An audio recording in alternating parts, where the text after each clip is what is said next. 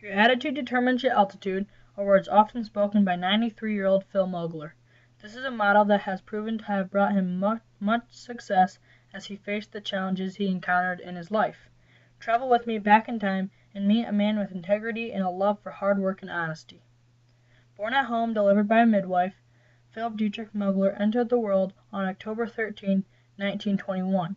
He had blue eyes and sandy-colored hair. His father's name was Henry, and his mother was Pauline. Phil was the first of 8 children. Following him was Dorothy, Leona, Florence, Melva, Marjorie, Howard, and Verna. Phil grew up on a farm in a 2-story house and can recall many childhood memories which are still precious to him today. Some memorable times were the holidays. They tried to get together every year at Thanksgiving, Christmas, and Easter. On July 4th and Memorial Day, Phil's family would get together and make homemade ice cream. He explained that making homemade ice cream was a little more difficult than it is today. To get the ice, the men went to a sand pit in the winter time, which was next to Mud Creek. The ice needed to be at least 12 to 18 inches thick before they could harvest it. This was difficult and dangerous work. It took a long ice saw with long teeth to cut through the ice, and several men using ice tongs, crowbars, and a rope and pulley to load the chunks onto a bobsled. The bobsled was then pulled by a team of horses to take the ice to his grandmother's farm a mile and a half away. They put the ice in an ice house and insulated it with 4 to 5 feet of flax straw with sawdust mixed in. To make the ice cream, they would take a square-foot chunk of ice and put it in the gunny sack. They would then have to slam the gunny sack onto the ground until the ice broke into little chunks. After that, they would use a sledgehammer to smash it into finer pieces to fit into the ice cream maker. It was then ready to use to make ice cream. Phil's favorite toys as a kid were tools. His daily chores were milking, feeding, bedding cows, feeding chickens, gathering eggs, and feeding pigs. He was taught how to plow with a gang plow. There were 5 horses, 2 in the lead and 3 behind. When Phil was 6 years old, he contracted scarlet fever, which resulted in double mastoid, which are ruptured eardrums. Phil remembers the day that everyone had to leave the house for approximately 3 days while they fumigated the house so the germs would be killed and no one else would catch the disease. The doctor told his mother that he would not live to be 18 years old due to the complications from this illness. He certainly outlived his doctor's predictions. Phil began school in 1928 at 7 years of age at Logan No. 6. The school was 1 3/4 miles away. He especially remembers his first day of school because of an experience he had with his teacher. He came home from school and told his mom that his teacher was dumb. His teacher had drawn a cat on the chalkboard and had asked Phil what it was. Phil responded by saying Katz, which was in German for cat. The teacher told him that it was incorrect and that it was cat. German was the prevailing language in his home because his mother came from Germany. It was at that time that the English language promptly took over in his home. A typical school day started at 9 o'clock and they would sing the Pledge of Allegiance. Next, they would usually sing 3 songs such as the Star-Spangled Banner, God Bless America, and America the Beautiful. Then lessons followed, and at 10 o'clock they dismissed for a 15-minute recess. School resumed until noon, and at noon they would eat lunch and have playtime. At 1 o'clock they would continue lessons until 2:45.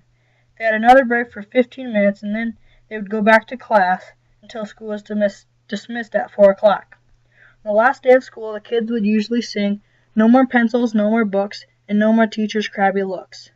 Phil can still quote it from memory today. His favorite subjects were history, arithmetic, and geography.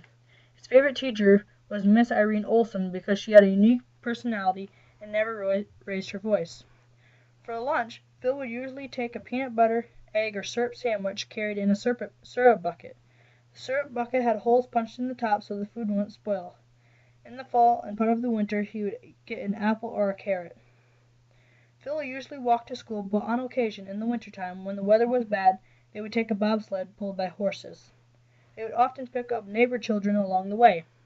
He still recalls one of his worst childhood memories was having to walk home in the rain without a coat and getting drenched. When Phil got older, he had to milk 10 to 12 cows every morning before going to high school. He could not participate in extracurricular activities because he had to get home to do chores. Even with these responsibilities, he excelled academically. 2 days before graduation, the valedictorian became ill, and the principal asked Phil to give the valedictorian speech. He was nervous, but he managed to get it done, and graduated from Leicester High School at age 17 in May of 1940. Phil had a narrow escape that almost ended his life when he was 20 years of age. On the night of November 10, it was raining, and then it turned into a very serious blizzard. It had snowed all night, and they had cattle in a pasture a half a mile away. Henry, Phil's dad, told Phil they had to move the cows up into the feedlot so they could feed them. They had to move the cows across the railroad track. The wind was howling really loudly, and Phil couldn't hear or see much.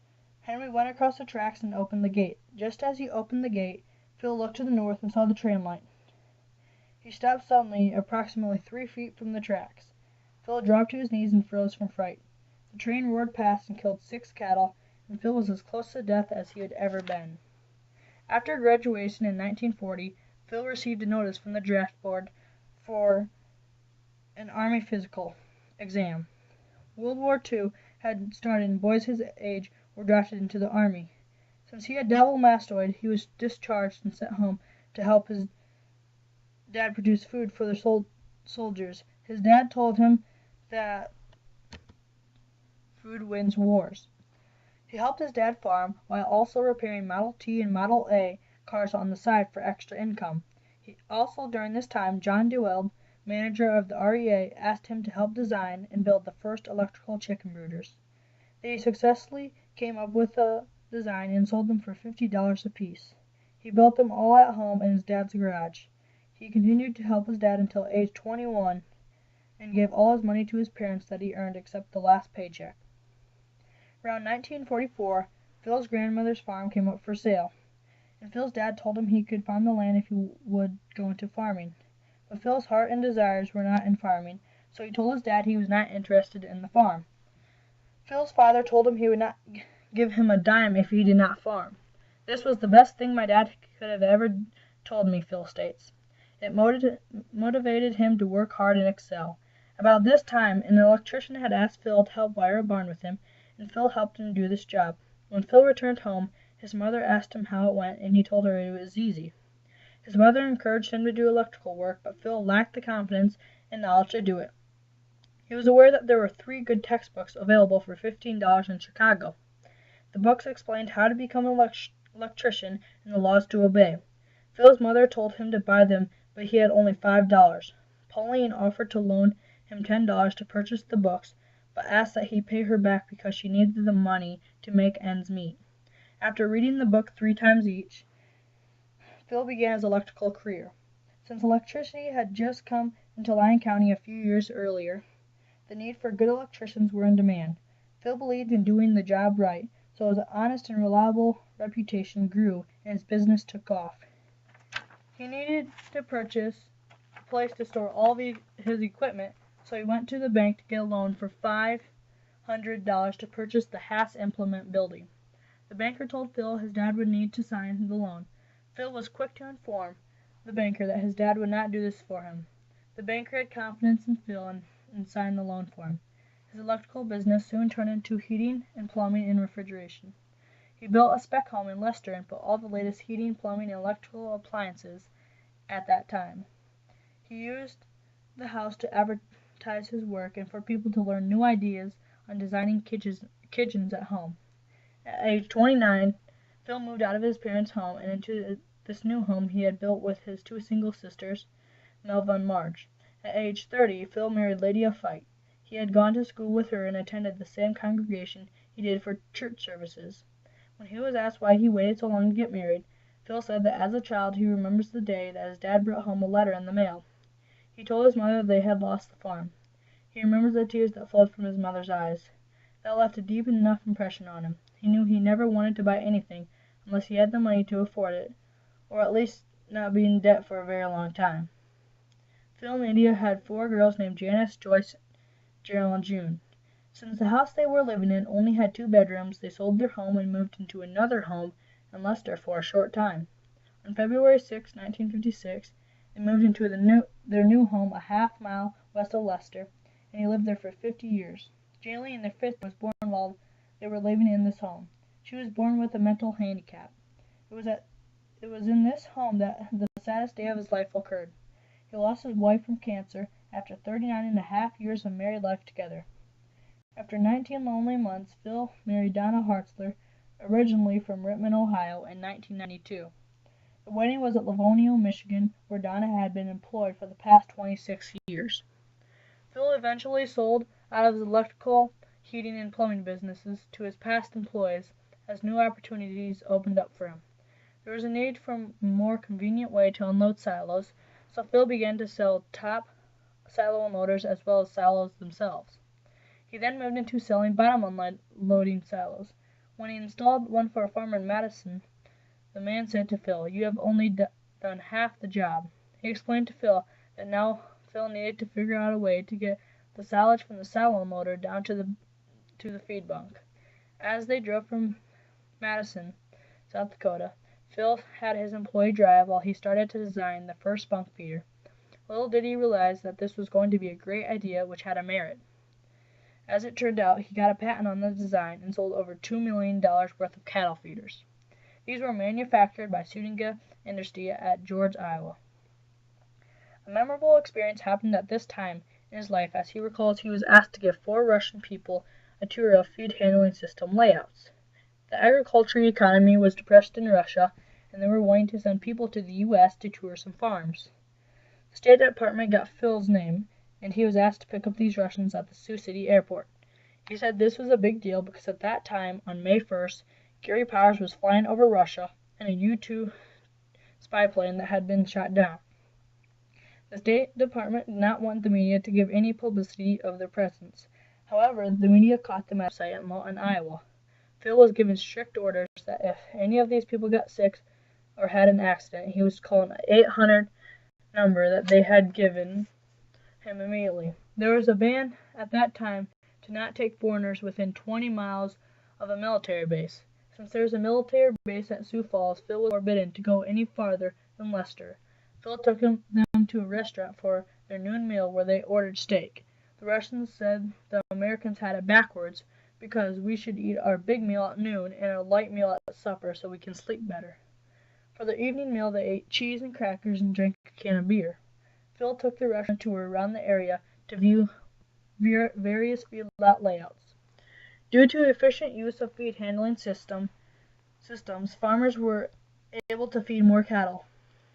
This led to expansion of farms, which gave Phil another opportunity to come up with a method to tear down old silos and replace with new. The reason for this was because the new layouts of the farms required this to make farming more efficient. Phil also became involved with a pole barn building business at this time. Glenn Hunt joined Phil in this endeavor and formed an S corporation. They started Tri-State Structure Incorporated and built these for 5 years. Some of these buildings are still standing today at the Lyon County Fairgrounds. As years progressed, in 1972, Phil became a distributor for the Calumet line of animal waste handling equipment. The Calumet manure tank was built to handle liquid manure. Phil sold these for several years and remembers selling one to a man in southern Minnesota. There were rarely handwritten contracts in those days, so they wrote the total cost of the deal with pencil on the backside of the barn door. Years later, when Phil was back in the area, he stopped to see if the contract was still on the door. The farmhouse was gone, but the barn still remained with the words still written on the barn door. As growth continued, the manure became a problem. The Environmental Protection Agency had come up with a new law that farmers could not spread manure in the wintertime on frozen farmland due to waste flowing into creeks and waterways. This then led to another opportunity for Phil to sell the fertilizer jug in an above-the-ground manure storage tank. The size of the jug was 80 feet in diameter and could be bought from 5 to 20 feet high. He put his first fertilizer jug out in 1978. In 1986, Phil sold the feed handling and manure handling systems to Jerry Botts in Lester, Iowa. After Phil sold his business to Jerry Botts, he was offered an opportunity to sell and service DTN's marketing quoting services from a man at the Clay County Fair. He worked for 17 years with DTN and was awarded one of the top 5 best salesmen award 5 times throughout his work. He eventually lost his job due to the growth of the internet and they no longer needed him. In 1982, Phil retired. In 2006, Phil and Donna built a new home in Rock Rapids, where he currently resides today. While Phil worked hard to support his family, he also took the time to help others in his community. He was helpful in building the West Lyon School and participated with the Mural Pioneer Hospital Building Project. He was especially concerned about his handicapped daughter and what would happen to her when he and Lydia were gone. Phil and another man who also had a handicapped child started to promote the first handicapped home in Morton, Illinois. It is still open today and has been the home for many severely handicapped individuals throughout the years. There have been several events in his life that stand out to him and have had an effect on his life. The first moment was December 7, 1941, when he was listening to the radio in his garage and heard President Franklin D. Roosevelt announce that Japan had bombed Pearl Harbor and that the United States was at war with Japan. He knew this meant that he would have to go into the service. The second moment was when he saw Sputnik fly in the sky. He was 36 years old and remembers that this was a big deal because of a new technology. This meant that Russia was now ahead of us in technology. The president at that time, John F. Kennedy, got the U.S. inspired to keep up with Russia. It was long after that Neil Armstrong landed on the moon. This created a physiological and technical era which caused the U.S. to excel, according to Phil. No doubt Phil's hard work and taking advantage of opportunities when they arose led to him for much success and happiness throughout his life. He stated that being honest and doing his best in whatever he did is what gave him these opportunities. As he walks the last mile of the way at age 93, he wants others to reflect upon thoughts that have been beneficial to him. Here are just a few of the many quotes that Phil himself has said or has heard from others in his time. If I would kick the guy that caused me 95% of my troubles, I couldn't sit down for a week. Your attitude determines your altitude. Sins are like weeds. They grow in size but never in value. A smooth sea never produced a skillful mariner.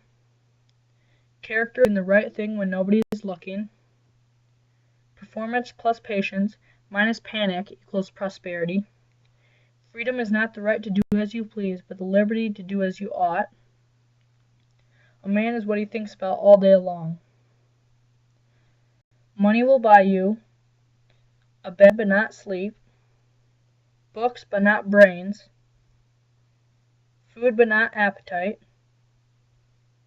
finery but not beauty, a house but not a home, medicine but not health, luxuries but not culture, amusement but not happiness, a crucifix but not a savior, a church pew but not heaven, and what money can't buy, Jesus Christ will give freely without charge.